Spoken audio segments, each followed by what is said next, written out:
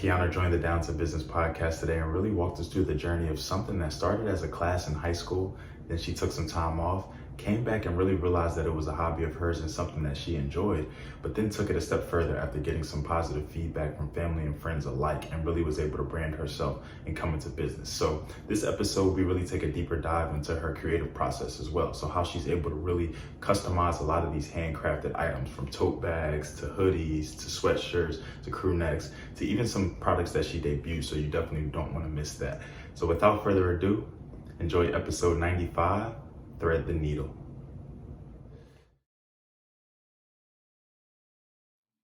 All right, what's going on, everybody? Welcome back to another episode of the Down to Business podcast here with Tamar Turner. So oftentimes, I love the idea of sometimes just shooting your shot, and not even necessarily just like from a relationship standpoint, but I shoot my business shot a lot, especially with the podcast, and shooting your shot to me, that really just consists of, reaching out in any capacity, whether it be an email, whether it be a DM, a text, a call, whether it be really even a comment or repost, a tag, anything like that. Social media allows for so many different ways of communication, forms of communication. But why I really bring that up is because, so this lady who I'm sitting across from today, Keionna, she was somebody who, we did go to the same school and everything like that, but I would never really say that we were directly acquainted. Like we never, like obviously I've met her before. We've kind of been in similar events around each other, different things like that. But as far as like, just like we knew a lot about each other, different things like that, that wasn't really the case. But something I will say that I've been able to learn about her is just her craft, really what she does, really,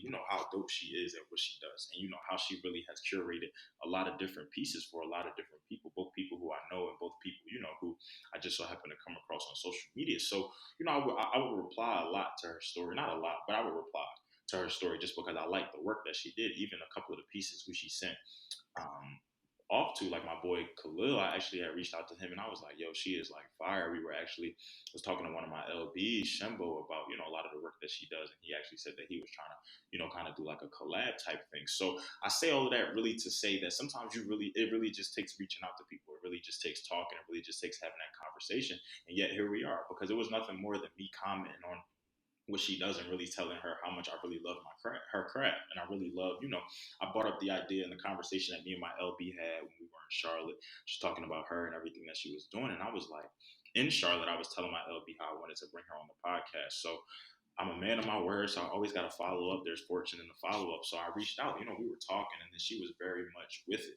Even kind of gave me a different perspective just about, how she kind of went into business. And I even want to do some business with her now that I really know that she does. So very excited to be sitting down with her today for her to give y'all what she has. And I'm pretty sure that after this interview, a lot of y'all are definitely going to want to tap in with her. So Keionna, how you doing today? How's everything?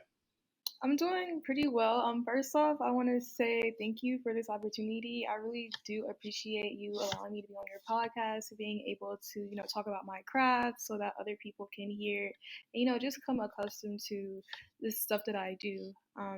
But to answer your question, I'm doing pretty well today. Good. Absolutely. Yeah. No, it's always, for as much as people, thank me and appreciate the opportunity, I thank y'all. This platform really wouldn't be nearly a third of what it is without all of my interviewees and all of the guests and all the giveaway participants and everybody who has made this possible. So no, thank you for wanting to be on here. Thank you for such a quick turnaround time. I love when things can just be smooth sailing and you can really make it happen. So now for the nitty gritty, for the question of them all. So what brings you on the Down to Business podcast today? Can you just tell us a little bit about yourself? Okay, well, obviously, I wanted to get on the podcast to just get my business out there. It's still pretty new. I started it back in January, so I just felt like this would be a great way to go ahead and broadcast what I'm doing, so that people that I don't know, or people that aren't on just my social media can just see what I'm doing. But I'm Keionna. And I'm from North Carolina, and I like to sew. Honestly, it's something that I do every day now. It's become just an everyday thing. I like that. I like that a lot. So now that the first question I'm gonna ask you, just because I love people who know how to sew. My grandma saved my life growing up. As somebody who knew how to sew, I would get the holes and the sweaters and the pants and all of that. And grandma always kind of saved me, always made it happen. So shout out to her for that. So are you? I actually brought a while back. Stitch to Perfection, Brianna. I'm not sure if you're familiar with her, but she was actually a self-taught seamstress who was at ECU as well, who I brought on here. So now, are you somebody who did you just have this interest and really just kind of kept perfecting and kept doing your own thing? How did this really all develop? Did you teach yourself? What really was this path? No, so honestly, the first time I ever sewed was in high school, and it wasn't even on like I was just I have to take this class, I have to take this class. It was just because there was literally nothing else to take, so I kind of just was forced to take it. And then come to find out, once we started actually sewing, I really enjoyed it. I really liked it. Like when people would go to lunch, I would go back to class just to finish my project that I started in class. So that's really how it all started. But then I stopped for years like until 2022 this year because like I said, I just took the class just to take it. I didn't have my own sewing machine. I didn't ask anyone to get me one. I didn't try to go get my own because at that point it was just a class and I enjoyed it. And then this year I just picked it back up, started sewing again. Got you. Okay, so one, you probably went to a pretty nice high school if y'all offered like sewing and just different things like that. Because I know I Crazy thing is, I went to a high school in the country, was like literally nothing. I don't know how we had that class. I really don't. they was trying to give y'all some life skills, but okay. So in that time, so basically from the time that you took off till when you picked it back up back this year, like you said, was there was there a particular reason why you kind of picked it back up? Was there something that kind of just a light bulb went off in your head? Did you just have more time on your hands? Did you kind of just get back into it? Was it never really a thing that you kind of? Well, I wouldn't really say that you wanted to give up, but because you were kind of saying that it was kind of just available at the time, kind of just the Mhm. cards fell how they may. So, in kind of like that course from high school till now, what really kind of gave you that idea, kind of that passion again to want to really dive into it in the capacity that you are right now? So I was supposed to go on a trip back in December of last year, and I seen this pair of pants that I wanted online, and they were pretty pricey. I just didn't. I'm the type of person when I see something, if I know I can do it, I'm like I can make that. Like why would I buy it? I can make it, and that's with everything, painting, decor for your home. I'm just gonna make it. So I seen a pair of pants that I liked, and then I made them. And then after I made them, people like I posted on my Instagram and like I had multiple people DMing me like, "Oh my gosh, where'd you get these? Where'd you get these?" I was like, "I made them," and that's just pretty much how I got back into sewing this time around. Okay, so we got a creative and multiple facets. A woman who wears many hats. Like she says, she gonna cut out that middleman. She can just kind of do it herself. She'll do You it know herself. what? Actually, I just had a light bulb go off. Um, so before I made the pants, I tried to start sewing wigs together. That's when I really started sewing again before I made those pants, and that's how I knew I could make the pants because I had started making wigs already. So that's actually how I got back into sewing, and I made the wig because I seen one. I didn't want to buy it, and I was like, I can make it. Come on now, work smart, not hard. Okay, so sidebar a little bit. What's the biggest difference between sewing a wig and sewing clothes? Honestly, I prefer sewing clothes any day over sewing a wig just because it just gets messy. The hair gets in your sewing machine, the hair gets on your floor. I just prefer clothes any day, and that's kind of why I ventured towards clothes more than to do the wigs because I just enjoy it more. Got you. Okay. So now, when you posted these pants, when people were reaching out to you, when people were making it happen, obviously, when you first did this, you did this as for yourself. You wanted to go on this trip. You wanted some really nice fits, everything like that. When people started reaching out to you, what were you thinking? Were you just kind of shooing it to the side? I'm not really getting into this. This is really just for me. Were you just kind of like, maybe I can, but dibble and dabble into it? Was it just kind of a little bit of everything? Where was your head when you got so much positive feedback?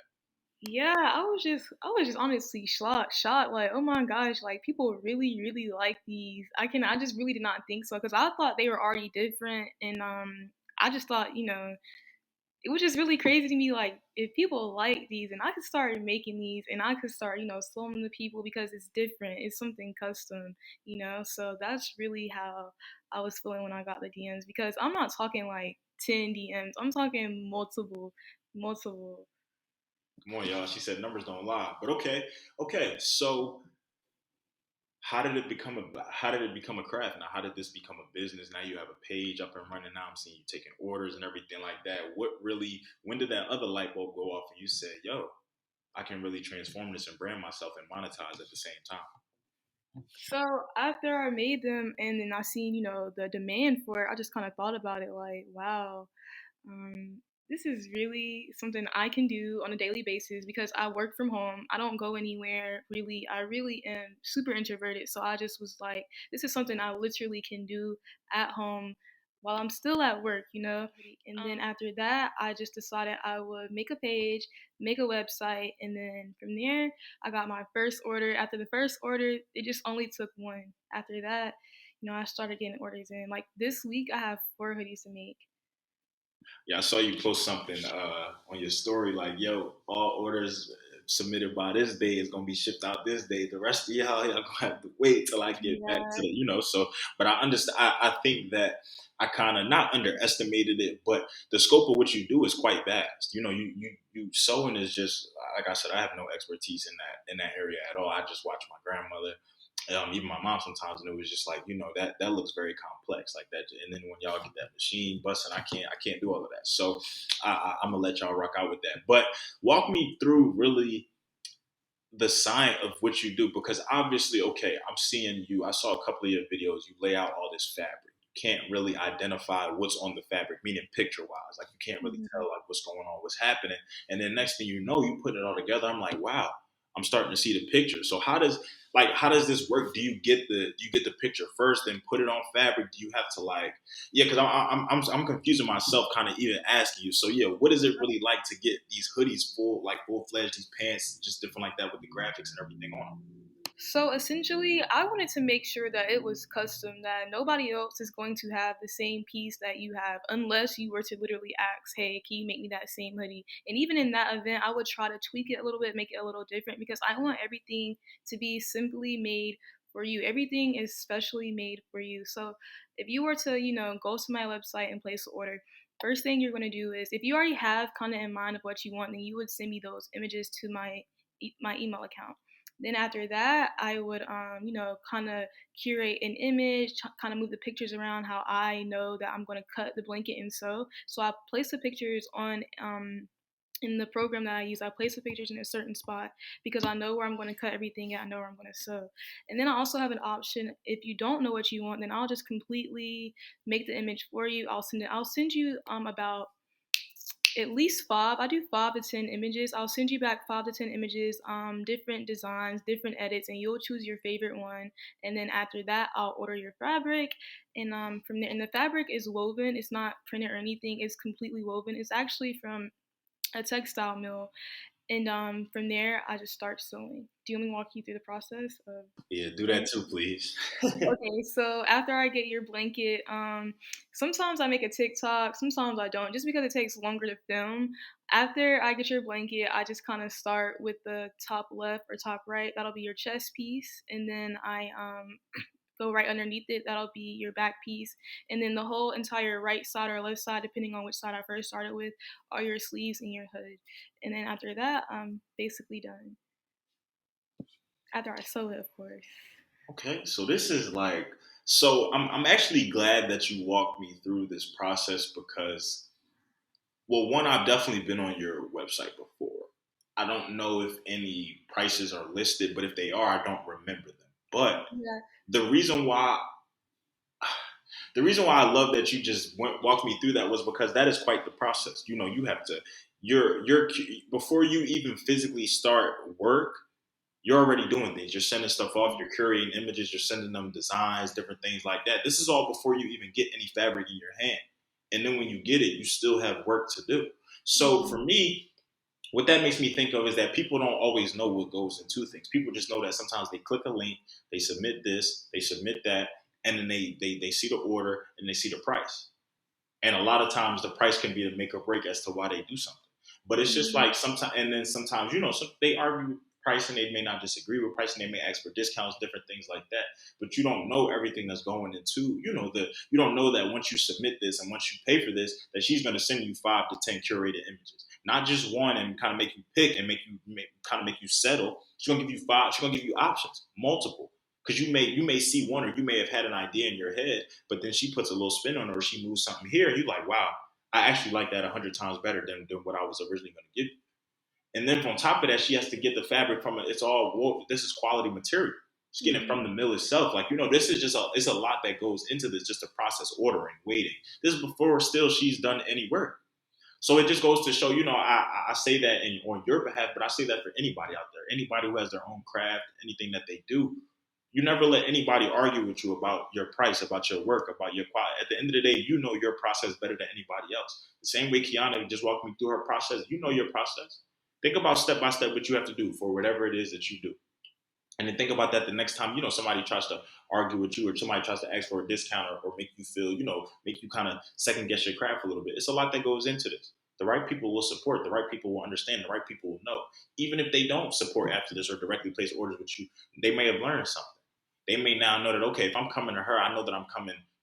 She's coming to do some quality work. She's not just coming, just going to slap something on there and just going to give me whatever. Nah, she's going to give me some quality fabric, some quality images, and she's going to take her time with it. She's going to make it happen, because even that, I like that you said, even if two people ask for the same thing, they're going to get an alteration, just because you want things to be that custom, that special. I think that that's very unique, and I think that that's important, because a lot of times we're just so worried about quantity that we neglect quality. That we're just so worried about how many orders are coming through and how fast we can just get this money in. But you shortcutting people, or stuff is not packed up the same, or you didn't keep it consistent across the board. And that goes to show you can't slight one person and make somebody else feel. You don't know who your next big break could be. What big customer could really support you? What big repost is really going to help you? What share? What like? What word of mouth? What picture? You never know. You have to give everybody that same consistency, and I definitely do hear that, and I feel that. And had you not walked me through that process, I really wouldn't have known, because I'm looking at a lot of your products, from the pants to the hoodies to the bags. I'm like, yo, I genuinely have no idea how she does this. Like, genuinely, like, watch the video, still just like, so where did that come from? But now that you're walking me through that, you still have to do all of that, and that's still before you even get to work and get to someone making it happen.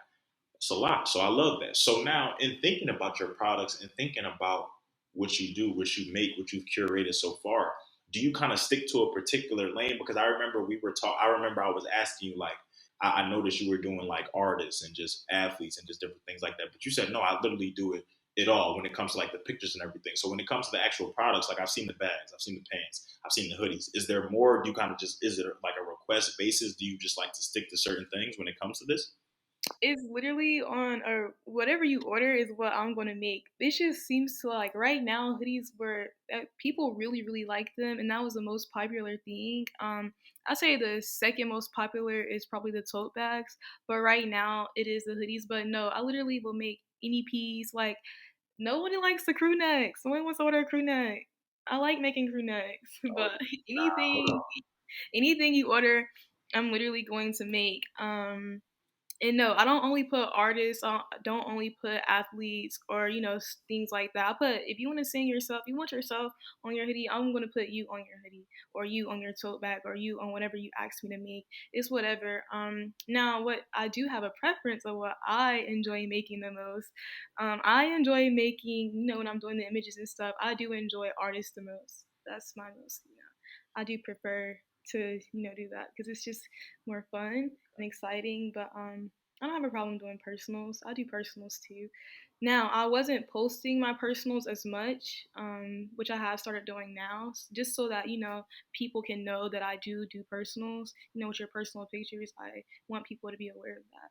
Got you. And it's funny that you said that too, because I remember we talked about that, and I remember, you kind of saying that at first you kind of wanted to keep like a certain aesthetic, and kind of just keep, because I could, like I said, I can go to your page and you can tell like the theme, the message, kind of what you were going for, what you were trying to communicate. That's why in my head I started to think like, oh well, maybe she keeps it consistent like this for a reason. That's what she does. But then when you kind of opened it up to that, what my immediate response was, oh well, yeah, drop all that.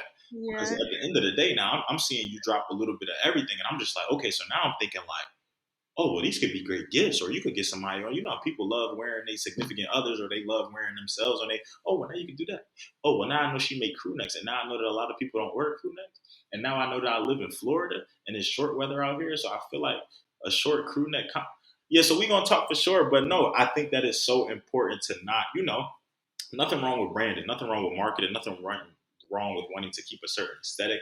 But you also, you don't limit that just because Mhm. at the end of the day, somebody could scroll. What if somebody scrolls and they're not interested in music or sports, but they looking at your page like, oh, well, dag, is that all? Well, what if I wanted, something small, like a dog or something, or something crazy? Like, had I not, some people make assumptions like that, or some people will just say, oh, well, if it's not on there, I don't know, won't even take the time to ask themselves. Because me, I'm gonna ask because I want to know, I want to see. I said some of this stuff is really dope, and I'm seeing you putting multiple things at a time on there. So that's crazy. And in the back looking different, because what you did for K Walls, Khalil, his that thing is fire. Like I was looking at, he had Yeah. it hanging up. I said, dog, you about to make me mad. Like that That thing one is was really fun to good. make. I like making that image too. Now we did take 2 days of going back and forth of images. The very first image versus the last image are completely different. Completely different. And see people, that's another testament to what I'm saying, to the work, to everything that goes into that. What if she's not just somebody who you're gonna come to her, this is what you want, this is what it is. No, even if you come to her with an idea, with something that she's still going to give you different variations, because at the end of the day, you can think something, you can want something in your head, but sometimes it takes seeing something else. How many of us have gone into a store or looked at a particular, or been looking for a particular color, a particular shirt, or particular pants, or different things like that, and we walk out with something totally different just because something caught our eye, or a jacket or something like that. So you have to also understand that too. That look, she's giving you options. She wants to bring you creative. It's creative, man. Just say, I love creativity because there's no right or wrong way to do it, man. I think that that's so important. So okay, so now we know that one, you do anything when it comes to the images, when it comes to the theme, but two, when it comes to the clothing, you will literally make it all. Her favorite is crew neck, y'all. So keep that in mind. She said, but don't really keep that in mind because I'm gonna do the crew neck now. Y'all not wearing the crew necks, so I better not see no crew necks. Y'all can keep the pants. The tote bags are fire, but let me grab that crew real quick. So okay, But you so said you wanted shorts. I'm also gonna drop sweat shorts. you don't you ain't got you need But see I do want to throw that out there. I really do. yeah. Nah, go ahead. Because it's about to be spring. I don't want people like, Yeah. dang, like that's You always it. giving us the pants, the wool, the pants is all hot. Nah, I feel that though. But But okay. nah, that's not it. But that is a little sneak peek. That's not it. But it is like one little token. I'll All right, drop y'all. one. See, this is why you listen to the Down to Business podcast, because we get the sneak peeks, we get the people who come on here. They give us a little bit of everything. Okay, so when it comes to bags versus pants versus hoodies versus crew necks versus anything, does the process really change ultimately with it? Do you kind of have each one? Does each one require its own kind of work, rendition, rules, regulations, or is everything kind of similar in theme, but it really just depends on the actual piece itself? Like, is doing this as a whole, when it comes to the song, when it comes to making it, is the process pretty uniform, or is it really unique to each piece of clothing? It's pretty I would say it's pretty uniform as the entire process goes. Yeah, it's pretty uniform. It kind of the picture. The only part that depends is the picture and the sizes, depending on the item that you want. Like, say if you want a tote bag, you can't get like 10 huge pictures because they just won't fit. So that's just the only thing that's different. Okay, I like that. What's the hardest thing somebody's asked you to make? Nothing. I'd say Nothing. the hardest thing I made is for myself. I made myself a puffer coat. That's the hardest thing I made. Yeah. Okay. Hard from what respect though? It was just something different. It was my very first time, and it's just I could have did it a different way, but like I said, it was my first time, and it was just hard working with the filler that goes inside the coat. That was the hardest part when you actually have to sew it together and everything. Okay. Got you. So, okay, you already dropped one sneak peek for us. You kind of already told us what you're hoping to do as the year kind of goes on. But okay, I'm thinking now that quarter one is over. We're in April. The year is kind of moving. I'm not going to lie. I feel like summer will be here before we know it. What's on your horizon? What's something you want to knock off? Do you have anything on the bucket list? Do you have any business goals? Anything that you looked at, maybe even in comparison from last year that you want to do better this year? Any new spaces that you kind of want to get into, but without giving up too much for the people? I do want to tap into pop up shops. That is a goal for mine. I really, really want to start doing that just to get some diversity because I kind of feel like a certain group of people kind of shop with me right now, and I want it to be inclusive for everyone. So I think pop-up shops would really, get that out there. I'm not gonna lie, just from what I've seen, I've never been able to attend one myself, but I really think you would go crazy at a pop up shop. I've seen Quanje do them, I've seen Hot Rod do them, a couple of my Hmm. boys in Philly do them, and everything like that. I really think for what you do specifically, I think you could go, yeah, you can go crazy at a pop up shop. Okay, so we gonna hold you to that, and we definitely gonna keep track of the progress as the year goes on. All right, I love that. So now something else that I'm thinking about too is when so with sewing with the machine is once you get this fabric, once it's kind of all laid out, when it's really time to start putting stuff together, is this all machine work? Are you ever kind of, because when I think of when I think of like sewing and knitting and stuff, I'm always thinking of like this, like the hand motion, like with the two little things and like Somebody asked me that before, like, but so yeah, so pretty much once when you're making the pants, when you're doing the hoodies, everything like that, is this all pretty much you just in the machine, just kind of letting the pieces kind of fall where they may? yeah. After I cut the pieces out, I mean, it's the machine and you. So after you cut the pieces out, you still have to pin the pieces to where you're going to sew it at, and then you put it on the machine, start sewing. But yeah, after you cut it out and pin everything where it's supposed to be, then it's pretty much just a machine in your serger, which is another machine that you use. But that's pretty much it. Now the only thing that I do hand sew on are my labels. Now I do hand sew those on, but those don't take any time to hand sew. But other than that, I don't hand sew anything else. Now labels, you mean like you have kind of like a tag, like on the clothes Hmm. or on the bags and stuff like that, that kind of lets them know like, oh, this is me. Yeah.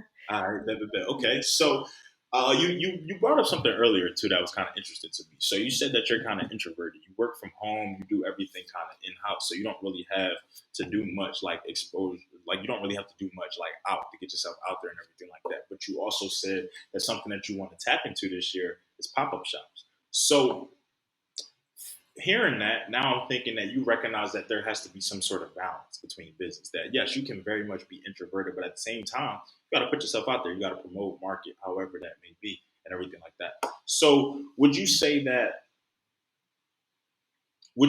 being introverted has helped or hurt you in any way when it comes to your business?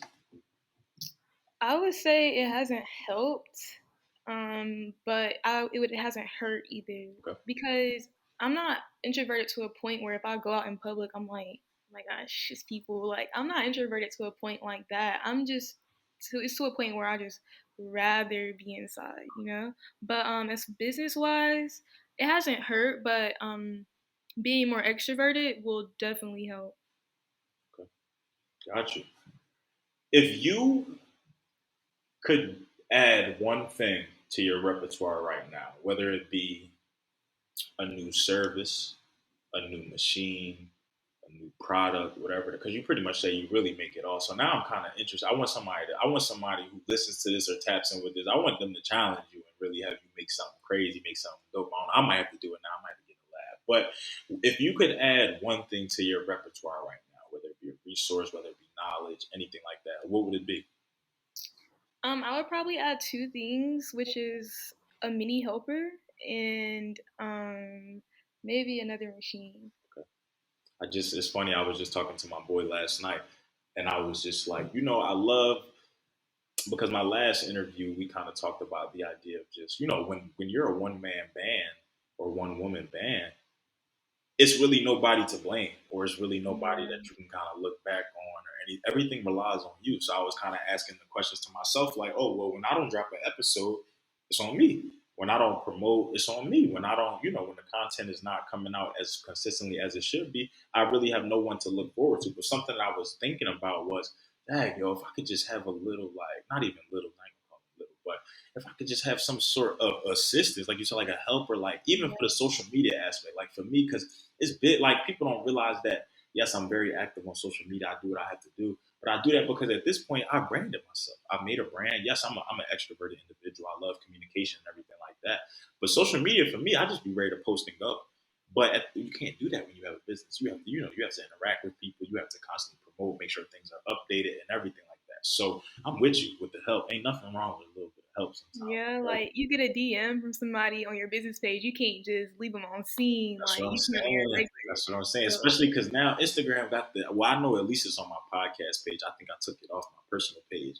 It got the. It tell you how long ago somebody was last yeah, online. Like, nah, you can't do me like that. yeah, No, because sometimes I'm online, but I'm just not in the DM. yeah, So it's not. like, yeah, they can't. Now they thinking I'm ignoring them. They got the green circle next to my pro. I'm like, come on, bro, y'all going crazy. So, but no, I understand that. Sometimes you just need somebody to really just tap in, to really just make that balance, to really just just help alleviate things a little bit. So I like Yeah, that. I appreciate that. But I definitely kind of like your answer. How it hasn't necessarily hurt or helped you, but at the end of the day, there's room for improvement. There's things that because I mhm, know plenty of introverts. I've talked to plenty of introverts on the podcast. Who it's just a way of life. That's just how you are. But at the end of the day, I think y'all recognize that it has to be that balance. That no, you're not going to just exhaust yourself and put yourselves in all these strenuous situations. But at the same time, like you said, y'all are not these just skitsy like folks and everything yeah. like that too. So it makes it just a little easier to bear that. So okay, I love that, man. So before we get into social media, before we tell people about all the dope pieces and everything that they can find and where they can find you at and everything like that. Do you feel like there's anything we haven't touched on today? Even a message that you may want to leave for up and coming people? Oh, before I ask you that, when it comes to sewing, do you feel like it's something that people can teach themselves how to do? Do you feel like do I need to get on YouTube? Do I need to go talk to grandma? Do I need to come get in the lab with you? Like, or is this something where I can literally be self-taught if I really put in the time and the work? Now, keywords, time and work though. Well, okay, I feel like it's two separate answers. If you are a person who is very self sufficient, like you don't need someone to tell you to get up or, go do this or go do that, then you could definitely, and if you're, if you can follow directions, if you can, do that and get on YouTube, I 100% believe you could teach yourself. But if you're a person, because I had to touch up on my skills myself, honestly, I did. I was watching videos on, I forgot how to change a needle in my sewing machine. I got on YouTube and watched that. So I feel like if you have the means to do things like that, then you can 100% teach yourself. If you're somebody who needs a little hands on experience with another person, just like a little bit, then you definitely should go take a class because it's not something that you should, just hop right into. Like, even if you decide to teach yourself, get on YouTube, I would say even take notes, sit down, at least for a few days, and then go get your sewing machine. You don't want to just throw yourself out there. Or even before you go get a sewing machine, I think you could go to Joann's or a store like that and just practice on one of theirs. But if you're self sufficient and you can follow directions, just from visual, then I think 100% you can teach yourself. Right now, I'm about to get on a machine, get on YouTube University, make it happen. Okay. Do you ever see yourself offering classes someday or teaching people kind of your skill and what you do? I really have thought about it, and it's crazy. You know how I was saying earlier, like I'm the type of person if I see something, I'm gonna be like, oh, I can make that. Yeah. It's crazy how out of all the people that will DM me saying, this hard, I need me one, versus the one person that asked me to teach them how to sew, the difference is so crazy. But would I give a class? Would I give a class? Yeah. If you want to learn, I'm here to teach. Absolutely. Tap in, y'all. Come on now. Let's help me help you. Okay, I love that. All right, now, so back to the question at hand. So, do you feel like there's anything out there, we haven't touched on today? Any message that you want to leave, maybe for up and coming entrepreneurs, people getting into this space, or anybody who really just maybe tapping into the interview and want to really know more about you and what you do? As far as like up and coming entrepreneurs, since I'm still one myself, I think that we all should just help each other because I've learned a lot from like after becoming, entrepreneur and starting my own business, me just being on social media, watching people's other stories who also have businesses, I've started to pay attention to that and things like that. I've even started to reach out to people like, hey, because before when I first started, I would not reach out for any type of help at all, like none. But I had reached out to this one guy who also makes clothes, not makes clothes, he sells them. He has a clothing brand. But I reached out like, hey, what app is this? And he told me. So I think for up and coming entrepreneurs, my best advice is don't be scared to reach out to people for help. Like, do not be scared to ask for help because it is there. If you don't get help, you know what?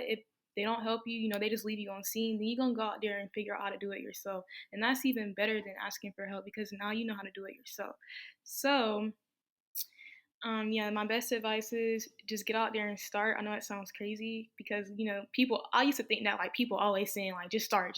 But no, that's really the key. Like you just got to get up and start no matter how scared you are. I don't care if you only got like $1 to your name, just still get up and start some type of way somehow because once you start, you never know where it can go from there. Just like you said, it only takes that one person, that one repost. You just never know. So my best advice is just once you start, stay consistent because you just never know. I'm very optimistic. Sweet and stay optimistic. Love optimism, man. Yeah, people ask me that all the time. How you got such a positive outlook on? I'm just like, it's going to work itself out one way or another, man. It's honestly already worked out. It's just a matter of when we experience it. But I definitely do agree with that. I think that lesson holds true through and through each episode of this podcast in some capacity. People just, somebody made a decision one day. You just say, I'm tired of sitting around. I'm tired of looking at this. Or damn, I really used to love doing this. Or remember back when I did this, now I got some more time, some more money, resources, anything like that. It made it happen. Okay, so for the people out there tapping in, man, for the people not, like I said to the people listening, look, I don't want to see no crew necks. I don't want to see no shorts, yo. I done claimed it. So, but for everybody else tapping in, I know we're gonna have some people from my side, some people from your side, and we're gonna have people in between. Can you just tell us, the best ways to get in contact with you, social media, where to find you, check you out, shop with you, everything like that? The best way to find me is on Instagram. I try to stay active on Instagram every day. My tag is not at Knightswear1. I really didn't want to add the one, but I literally was forced because the name was already taken. Oh, before we get into that, I want to make it very clear that my brand's name is not due to like medieval times or anything like that because I've had like 3 people ask me like, "Are you just into medieval stuff?" Like, literally, no. That's my last name. It's just my last name with a twist on it. So I want to make that very abundantly clear that it is my last name tied in, with just a twist. Um, but you can find me on Instagram at Knightswear1. Um, I also have a website in the bio, and you can find if you follow my personal, you can find it on my personal, which is at Keionna K, and that's also in the bio. But I would just really rather you follow my business page, obviously. Um, yeah, everything's right there on Instagram. Just check out the website, and if you want to get in contact with me, the best way is through email, which you can find on the website. But, all right, so I'm gonna definitely make sure I include all of that in the bio of this episode. Remember, y'all know medieval, just the last name K for night. Very So there it is. All right, so now, Keionna, I definitely do appreciate the time for wanting to get on the platform. I appreciate everything that you're doing, even as an up and coming business owner.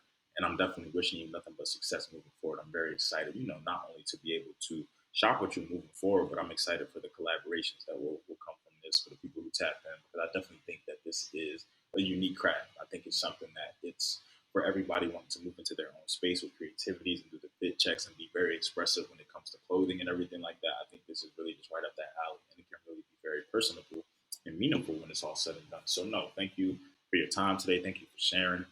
Thank you to everybody who continuously taps in, who continuously shows love. Man, this has been a great year so far, a great quarter 1. Very excited, as we continue to move throughout the year. April will be over before we know it. The summer will be here soon, man, and then we're gonna be wrapping up almost 3 years in this thing. So let's keep it pushing. Let's keep making it happen. I love all of y'all, man. This has been another episode of the Down to Business podcast here with Tamar Turner.